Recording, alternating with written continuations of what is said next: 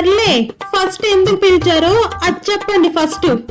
ఏ second time చెప్తే నీకేమైనా ప్రాబ్లమా?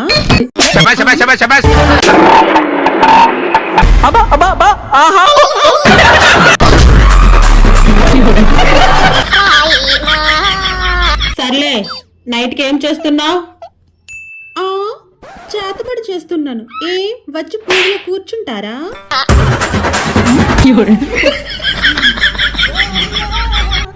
నీ ఫేస్ చూసినప్పుడే అనుకున్నానే నువ్వు చేతబడి చేసిందానివని. చెప్తానంట నీ పని.